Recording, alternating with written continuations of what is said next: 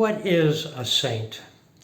Many people have rather unrealistic ideas about what it means to be a saint.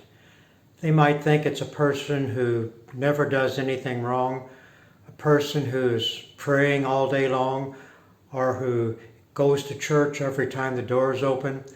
Or maybe they think of saints as priests or sisters, or someone who works miracles, or maybe even somebody that needs to be a martyr to die for their faith. They might also think that saints cannot be married, just because most of the saints that the church has canonized have been celibates, people who were not married.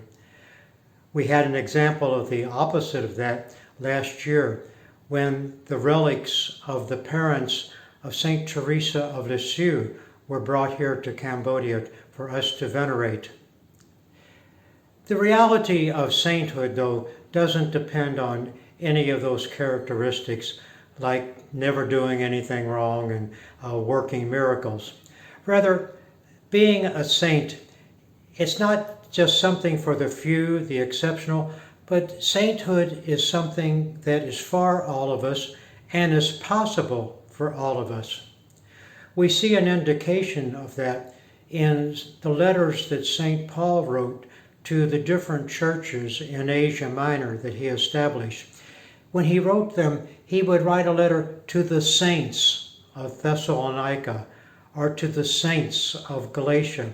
And he was talking about just the ordinary people.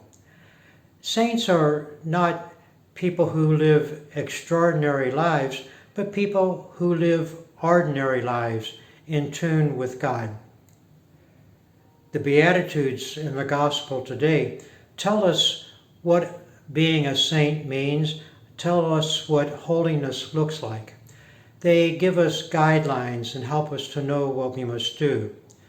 Being a martyr, being a priest, being unmarried, that's not necessary to be a saint.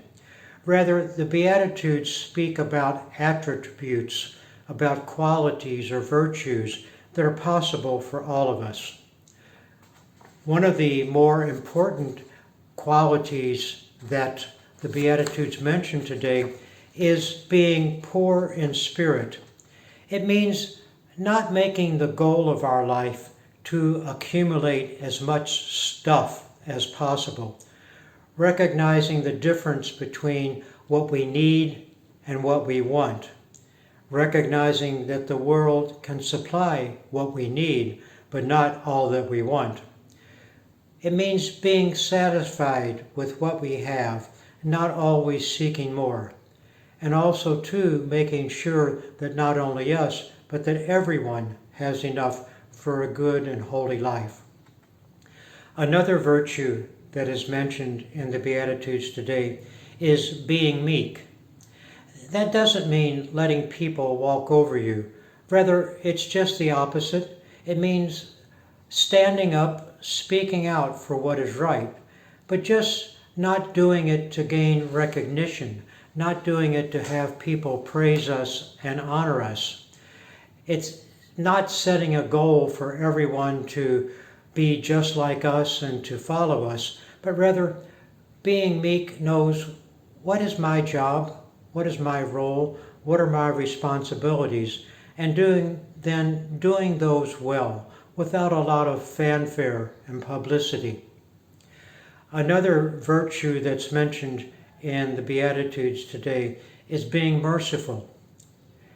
It's important to recognize the difference between being just and being merciful. If I borrow $1 from you, I have to pay you back. That's a requirement of justice. But if I don't have any money and I ask you to give me $1, that's mercy on your part if you give me the money. Mercy is for people who maybe don't deserve it. Justice says we have an obligation to give them what is due them. Mercy says that I give this to you not because you deserve it, but because God wants us to be merciful and to help each other. To be a saint means to be a good Christian. And so then we can ask, well, What does it mean to be a good Christian? We need to be a good follower of Jesus, to be like him, like the early disciples who knew the Beatitudes and lived them. On our journey of faith as a disciple of Jesus, we will mourn, we will face persecution and be insulted, we'll be called to stand with the poor, we'll be asked to hunger and thirst for what is right and just. We will be asked to show mercy, to be pure of heart, to bring peace. That's not something for special people, for people who are God's special friends. Being a saint is not like running a marathon where some can do it but most people can't. Being a saint is for all of us, and we can do it. Today, on All Saints' Day, we remember those people who knew the Beatitudes and tried to live them, and now we call them saints. Some of them are famous official saints, like Mother Teresa, like Mary, the mother of Jesus, like St. John the Evangelist, like Pope John the 23rd. But most of the people who are saints are not famous, and maybe they're known only to us. It's our parents and grandparents. It's our uncles and aunts who passed on their faith and their values, who taught us how to live as God's children. It might be teachers and coaches and other mentors, other important people in our lives who kept us on the right path, who were not ashamed to speak about their faith and about Jesus.